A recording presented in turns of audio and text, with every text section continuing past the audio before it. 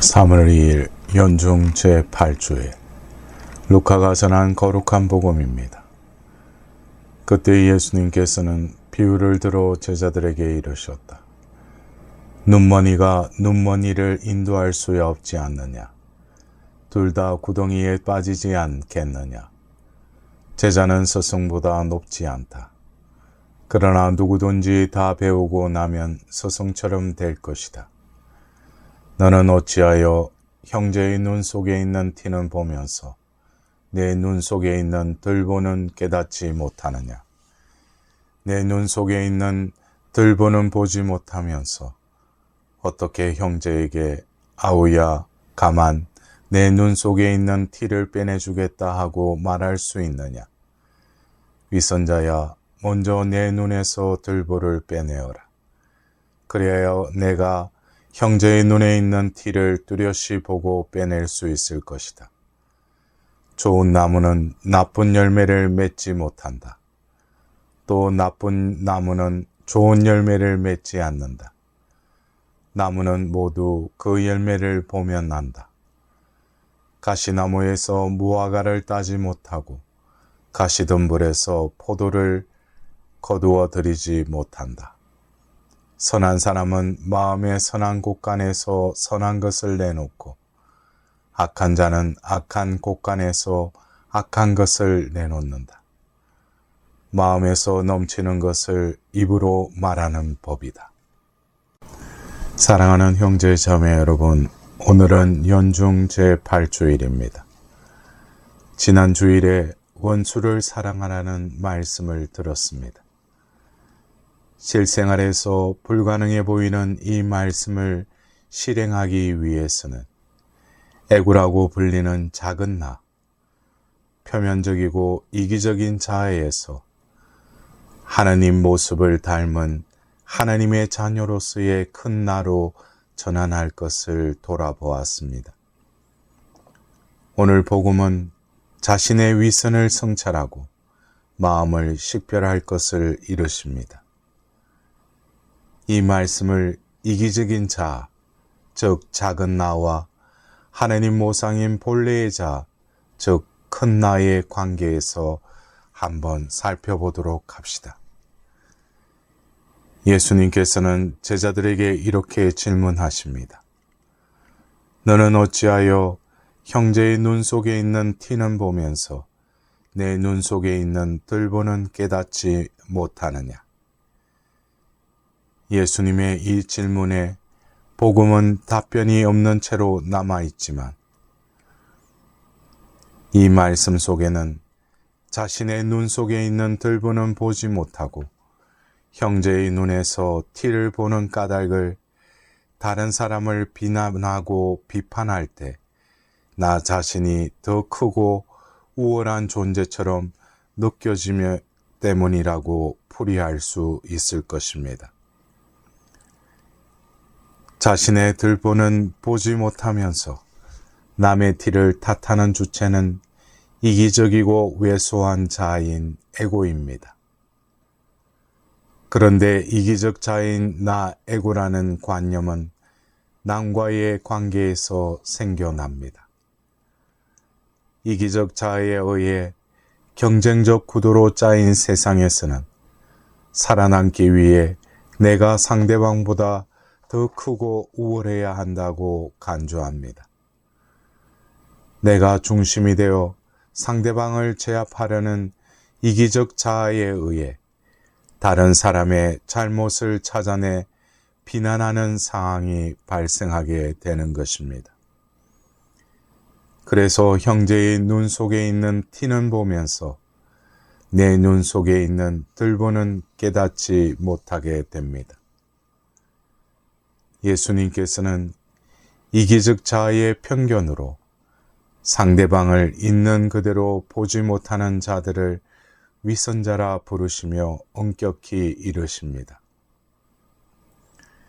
위선자야 먼저 내 눈에서 들보를 빼내어라. 그래야 내가 형제의 눈에 있는 티를 뚜렷이 보고 빼낼 수 있을 것이다.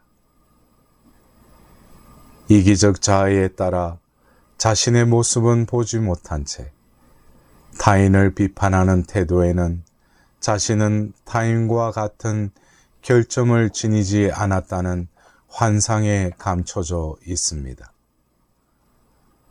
자신은 타인과 다르고 타인보다 훌륭하다는 착각을 계속합니다. 그러한 환상은 결국 자신의 본래의 모습, 즉 하느님의 피조물로서의 존엄한 나를 잃어버리게 되는 것입니다. 본래의 자신을 상실한 채 타인에 대한 비판의 열을 올리며 빛이 아니라 어두움에 빠지게 되는 것입니다. 이어서 예수님께서는 좋은 나무는 나쁜 열매를 맺지 못한다. 또 나쁜 나무는 좋은 열매를 맺지 않는다. 나무는 모두 그 열매를 보면 안다라는 예를 드시며 마음에서 넘치는 것을 입으로 말하는 법이다 라고 이르십니다.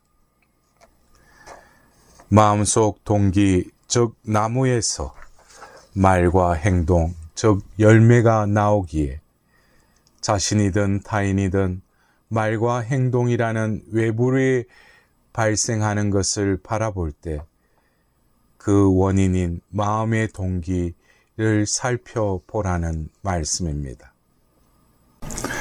마음을 살피는 일, 내 마음에 무엇이 있는지 식별하는 작업은 신앙 성숙에 결정적인 영향을 미치는 공부입니다.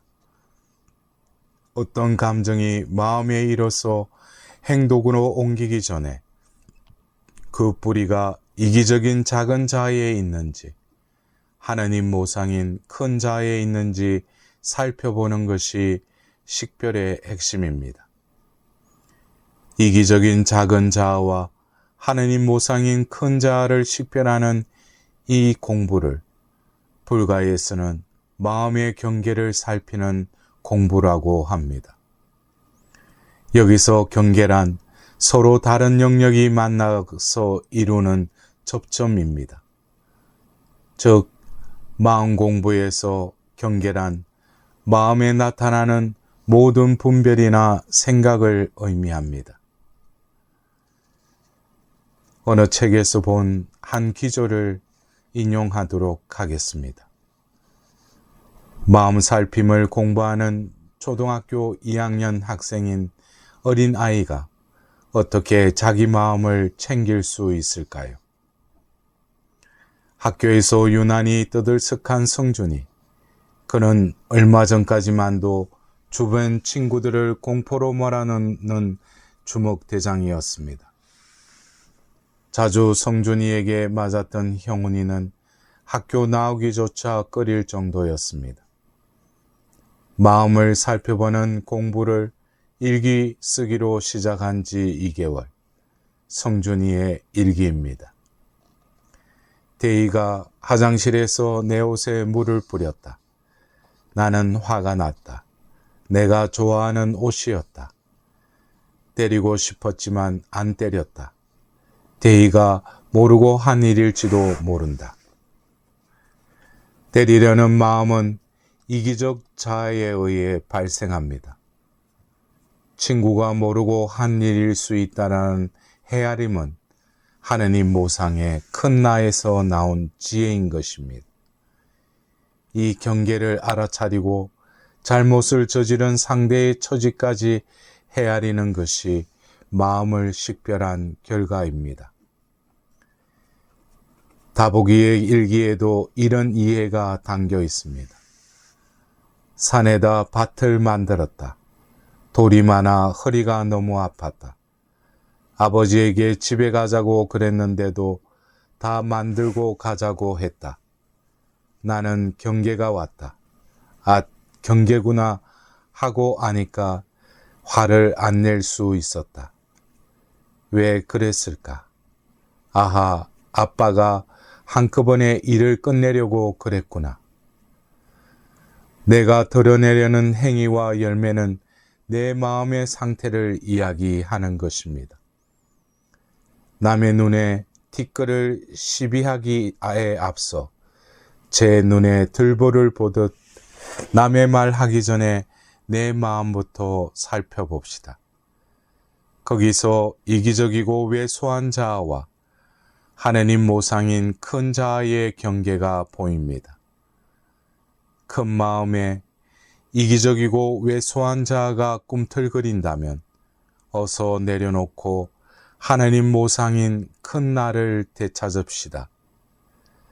생존을 위한다는 구실로 원망만 계속하는 이기적이고 왜소한 에고에만 매달려 산다면 세상은 투쟁과 원망, 분노와 공포와 적대감의 운동장이 될 것입니다.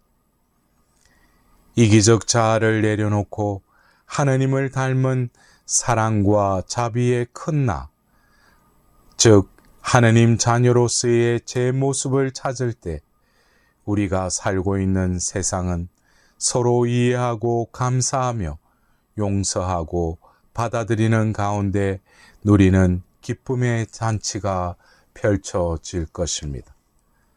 이번 한 주간도 그 나로 살아갈 수 있도록 하나님의 자비를 구합시다.